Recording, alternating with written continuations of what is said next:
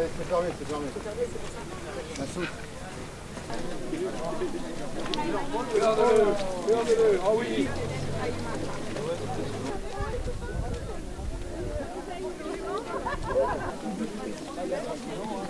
Ouais, je me demande si...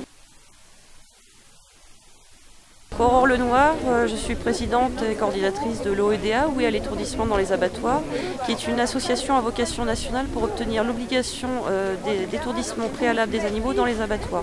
Donc l'OEDA fait suite au collectif NARG, non à l'abattoir rituel de Guéret, que nous avons créé en 2012 contre le projet d'abattoir exclusivement sans étourdissement qui devait se faire sur Guéret. Nous avons obtenu la victoire le 17 mars 2014.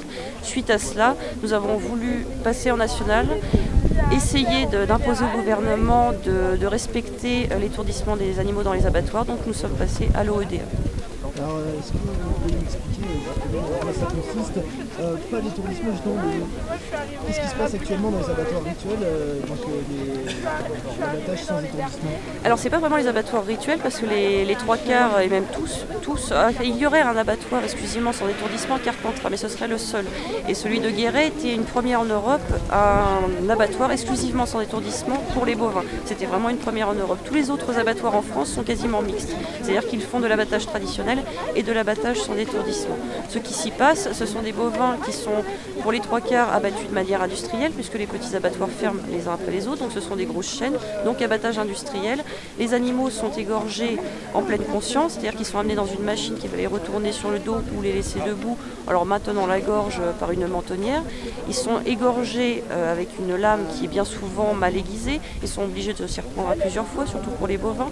Il y a d'autres problèmes au niveau qui touche à la biologie même des bovins, qui explique la souffrance animale qui est terrible, notamment la section des nerfs vagues, qui sont les principaux nerfs pour la douleur, qui se situent juste au niveau de la base du cou des bovins et qui sont sectionnés lors d'un abattage sans étourdissement.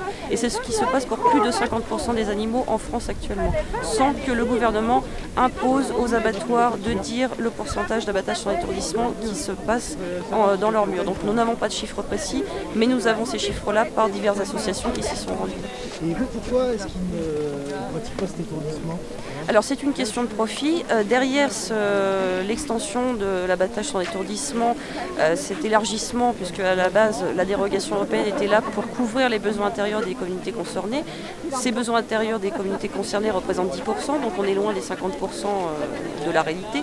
Alors ce fait-là, on le doit à la filière viande. La filière viande qui a trouvé une nouvelle manne, un nouveau commerce. C'est une nouvelle exportation de viande, une nouvelle manière de vendre de la viande et également une économie au niveau de l'abattage, puisqu'il y a un poste au niveau de l'abattage en moins par rapport à l'étourdissement.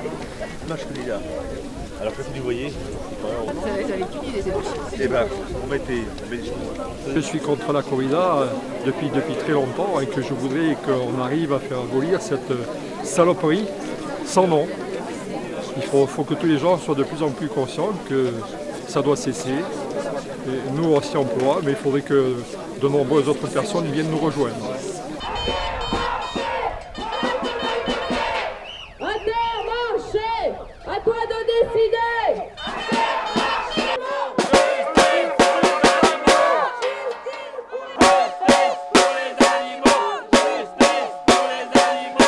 Ne nous y trompons pas, le passé n'était pas idyllique pour les animaux dits de ferme.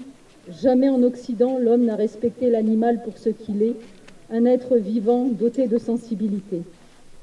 Pour les ruraux d'hier et d'aujourd'hui, la vache, la chèvre, le veau, le porc, la poule ne valent que leur cours au marché. Ce sont des produits, des marchandises, et il n'a jamais été question de les considérer autrement. Même autrefois, le bétail était sacrifié, souvent maltraité, élevé dans des conditions précaires, dans l'unique souci de ne pas gâcher cette marchandise.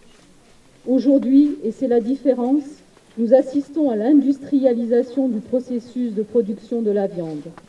Les fermes deviennent, par leur gigantisme, des usines où les animaux ne peuvent plus bénéficier des conditions biologiques et éthologiques dont ils ont un besoin élémentaire.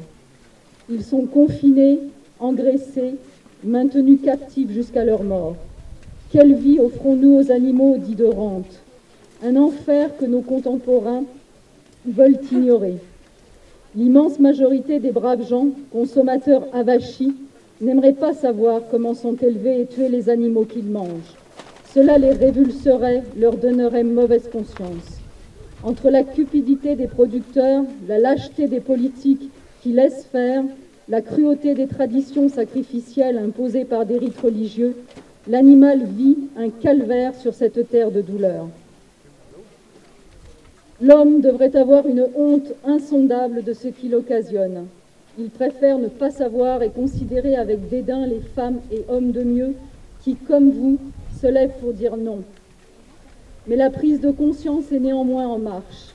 Même le rétrograde Parlement français vient de proclamer que l'animal est un être vivant, sensible, en l'inscrivant dans le Code civil. Bien sûr, les plus réactionnaires de l'Assemblée nationale ont protesté au nom des éleveurs, des chasseurs à courre, des chasseurs tout court, des tortionnaires de taureaux et des tortionnaires dans les labos contre cette affirmation.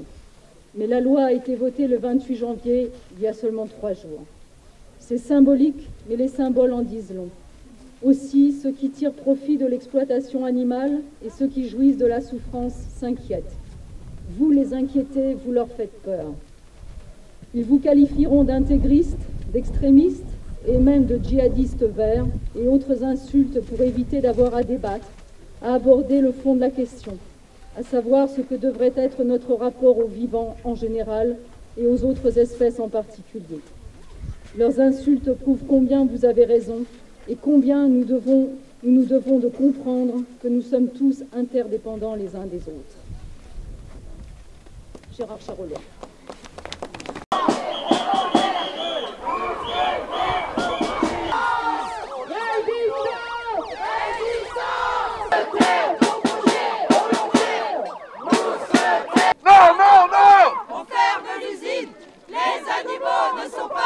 Justice pour les animaux!